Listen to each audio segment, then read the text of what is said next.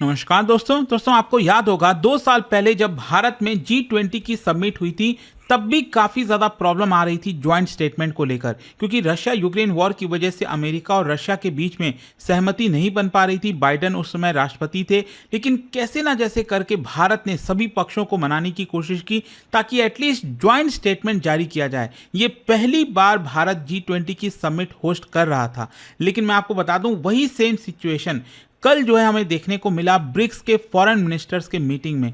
क्या है कि यहाँ पर जो फॉरेन मिनिस्टर्स की मीटिंग थी, अब इस समय ब्रिक्स का जो चेयर है वो भारत के पास है, लेकिन यहाँ पर कोई भी ज्वाइंट स्टेटमेंट जारी नहीं हुआ है, क्योंकि इस समय मामला और ज़्यादा बड़ा है। ईरान वॉर चल रहा है, आप देख सकते हो खबर, India fails to bridge divide over Iran war at BRICS summit. इसको थोड़ा सा हम डिटेल में समझने की कोशिश करेंगे और जानेंगे कि एक्चुअल में ब्रिक्स का कोई रेलेवेंट है कि नहीं, क्योंकि ब्रिक्स जिस मकसद के लिए बनाया गया था क्या उसमें वो फेल हो रहा है। क्योंकि रिसेंटली आपने देखा होगा बहुत सारे और कंट्रीज इसमें ज्वाइन कर गए हैं, जिसकी वजह से चीज़ों पर सहमति बनना बहुत मुश्किल हो गया है। वो सब कुछ मैं आपको डिटेल से बताऊंगा। चलिए आगे बढ़ते हैं, लेकिन उससे पहले आप सबको बता दूं, आप में से जो भी लोग यूपीएससी की तैयारी कर रहे हैं, 2027 का बैच लेना चाहते हैं, ये आप ले सकते हैं studyIQ.com पर जाकर। इसमें प्रीलिम से लेकर इंटरव्यू तक की पूरी पढ़ाई कराई जाती है। अभी आपको और भी कोई जानकारी चाहिए, ये फोन नंबर दिया, आप इस पे कॉल करिए, मेरी टीम आपको गाइड कर देगी।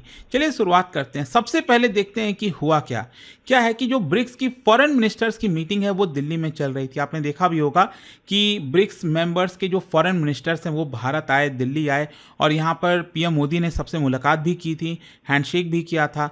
तो फॉरेन मिनिस्टर्स की मीट है। अब आगे चलकर जब हेड ऑफ द स्टेट्स की मीटिंग होगी तो उसमें प्राइम मिनिस्टर और बाकी के जो राष्ट्रपति प्राइम मिनिस्टर हैं अलग अलग देशों के ब्रिक्स के, वो यहाँ पर आएंगे। तो इस बार जो ब्रिक्स का चेयर है वो भारत के पास है, भारत इसको होस्ट कर रहा है। तो यहाँ पर सबसे इंपॉर्टेंट ये था कि कोई ज्वाइंट स्टेटमेंट जारी होगा कि नहीं। अब ये हो नहीं पाया, और पहले लुक में अगर आप देखोगे तो ऐसा लगता है कि ये प्रोसीजरल डिसएग्रीमेंट होगा, कोई बड़ी बात नहीं होगी, लेकिन रियलिटी में आपको बता दूं, इससे पता चलता है कि डीप जियोपॉलिटिकल कॉन्ट्रडिक्शन है ब्रिक्स के अंदर। जो देश हैं, अगर आप देखोगे देशों के जो नाम है उनमें ही काफी ज्यादा कॉन्ट्रडिक्शन है। यहां पर जो ईरान वॉर चल रहा है, ग्लोबल अलायंसेस चेंज हो रहे हैं, बन रहे हैं, तो उसका काफी ज्यादा असर आया है। और ये जो मीटिंग है वो कंट्रोवर्शियल इसीलिए हो गया है क्योंकि यहां पर जो लैंग्वेज इस्तेमाल करना था ज्वाइंट स्टेटमेंट में, उसको लेकर सहमति नहीं बन पाई। और जो ईरान है वो चाहता था कि एंटी यूएस और जो एंटी इजराइल कंडेमनेशन है वो किया जाए, लेकिन दूसरी तरफ यूएई वो नहीं चाहता था। तो मतलब ईरान और यूएई के बीच में बहुत ज्यादा असहमति हो रही थी। अच्छा, इनफैक्ट रिपोर्ट्स के आधार पर आप देखोगे बताया जा रहा है कि ईरान ने इन दो मुद्दों पर भी काफी ज्यादा असहमति जताई। एक तो पैराग्राफ 26 जिसमें फलस्तीन इशू के बारे में जिक्र था, और पैराग्राफ 29 जिसमें रेड सी और मैरीटाइम सिक्योरिटी को लेकर जिक्र था। अब क्योंकि ब्रिक्स में क्या होता है, अगेन कंसेंसस से पूरा मामला बनता है। मतलब एक भी कंट्री अगर नाखुश है, अगर वो रेडी नहीं है, तो ज्वाइंट डिक्लेरेशन जारी नहीं हो सकता। तो इसी को देखते हुए ज्वाइंट डिक्लेरेशन के बजाय भारत ने सिर्फ अपनी तरफ से चेयर का जो स्टेटमेंट होता है वो जारी किया। अच्छा, यहां पर इन सबको और जाने उसके पहले ब्रिक्स, आप सब जानते हो कि ब्रिक्स 2009 में बनता है, और उस समय तो साउथ अफ्रीका था भी नहीं, सिर्फ ब्राजील, रशिया, भारत और चाइना था। फिर एक साल बाद 2010 में जो है साउथ अफ्रीका भी ज्वाइन कर गया। अब इसका जो मेन पर्पस था, ओरिजिनल पर्पस क्या था कि यहां पर जो ग्लोबल इकोनॉमिक गवर्नेंस है उसमें रिफॉर्म्स लाए जाए, वेस्टर्न कंट्रीज का जो डोमिनेंस है उसको कम किया जाए, जो वॉइस ऑफ डेवलपिंग कंट्रीज है उसको बढ़ाया जाए, मल्टीपोलैरिटी को प्रमोट किया जाए, और साथ ही साथ जो वेस्टर्न लेड इंस्टीट्यूशंस हैं, चाहे IMF, world bank, Swift, G7, उसका कुछ ऑल्टरनेटिव क्रिएट किया जाए। लेकिन ओवर टाइम हुआ क्या है कि ब्रिक्स जो है वो इकोनॉमिक फोरम से जियोपॉलिटिकल प्लेटफॉर्म की तरफ बन गया है। और सबसे बड़ी बात क्या हुई है कि पिछले कुछ वर्षों में यहां पर बहुत सारे और देश भी ज्वाइन कर गए हैं, जैसे Iran, UAE, Egypt, Ethiopia, Indonesia. और एक्सपेंशन की वजह से हुआ क्या है कि यहां पर overall population, oil reserve, geopolitical weight, ये सब भी बढ़ गया है। लेकिन इसमें प्रॉब्लम ये हुई है कि इन कंट्रीज में आपस में ही राइवलरी है।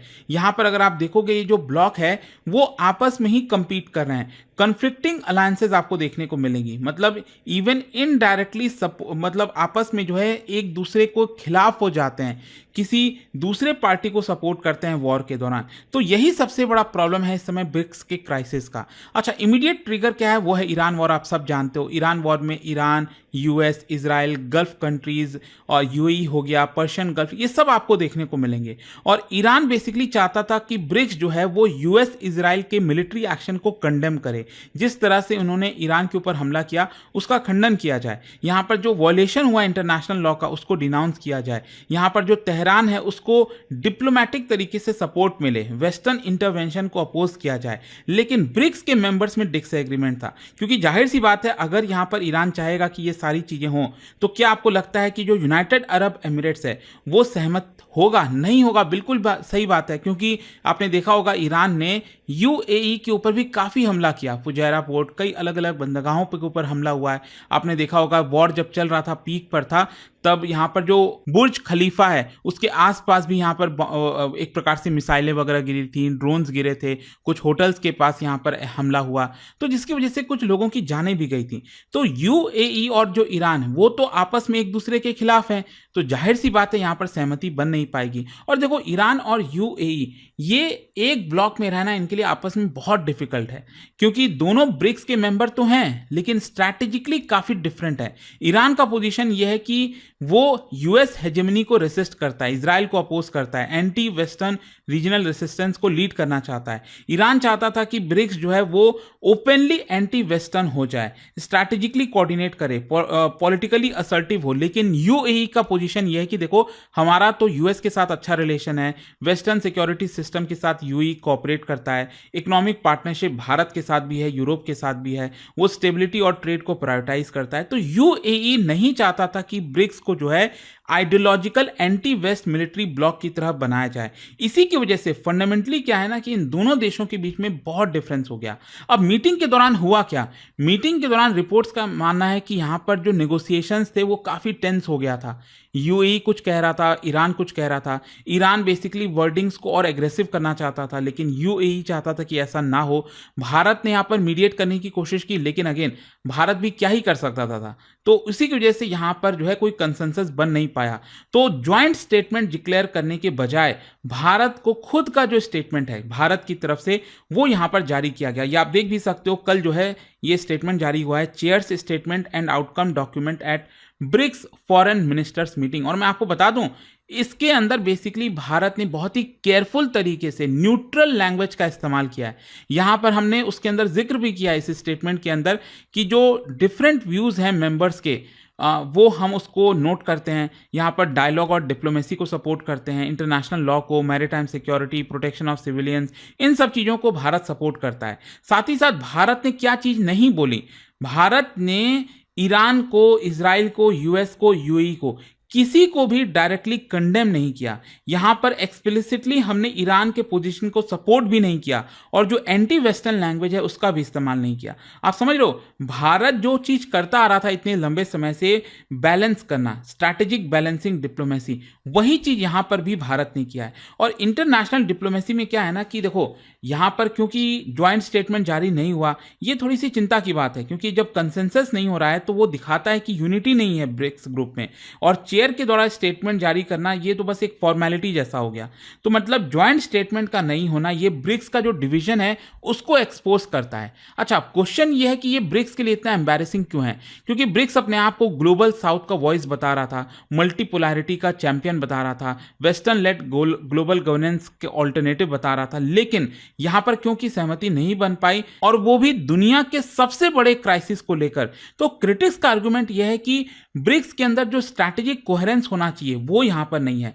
ब्रिक्स में यहां पर जो यूनाइटेड इकोनॉमिकली आप अपने आप को दिखना चाहिए वो आपको देखने को नहीं मिलेगा। And it can not function like NATO, European union, G7। बोलने के लिए ब्रिक्स है, मीटिंग्स होते हैं, लेकिन कुछ खास इसमें है नहीं अगर एक पर्टिकुलर सिचुएशन को लेकर भी सहमति नहीं बन पा रही है। अच्छा, भारत भी क्यों यहां पर फंसा हुआ है? क्योंकि सब प्रॉब्लम क्या हुआ ना, इस पूरे ईरान वॉर के दौरान भारत का ही चांस था चेयर करने का। अब भारत तो भाग नहीं सकता था, तो यहाँ पर भारत के लिए बहुत ही सेंसिटिव पोजीशन हो गया, क्योंकि हमारा रिलेशन सबके साथ मेंटेन है, चाहे वो यूएस हो, इजराइल है, यूएई है, सऊदी अरब है, ईरान है और रशिया है। तो इसकी वजह से यहाँ पर हमें कंपीटिंग जो इंटरेस्ट है अलग अलग देशों के, उनके साथ मैनेज करना था। और आप सब जानते हो भारत और यूएई का रिलेशन भी काफ़ी इंपॉर्टेंट हो चुका है आज के डेट में, ट्रेड, इन्वेस्टमेंट, डायस्पोरा, सब कुछ। इनफैक्ट जब ये मीटिंग हो रही थी ब्रिक्स की, तो उस समय पीएम मोदी 5 देशों के दौरे पर गए हुए थे यूरोप के, लेकिन सबसे पहला जो देश यहाँ पर पीएम मोदी गए मिडिल ईस्ट में वो था यूएई।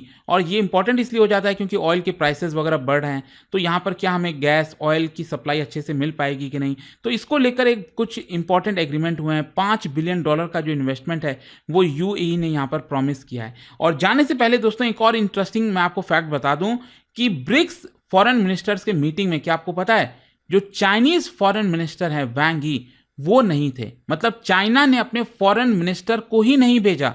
तो अगेन ये भी थोड़ा सा प्रॉब्लमेटिक हो जाता है, चाइना ने बस अपने जो एम्बेसडर हैं उनको भेज दिया एज ए रिप्रेजेंटेशन के तौर पर। तो इसकी वजह से चाइना का जो डायरेक्ट डिप्लोमेटिक इन्वॉल्वमेंट है वो भी कम हो जाता है, और उसकी वजह से हो सकता है यहाँ पर जो कॉम्प्रोमाइज़ हो सकता था, कंसेंसस बन सकता था, वो भी नहीं बन पाया।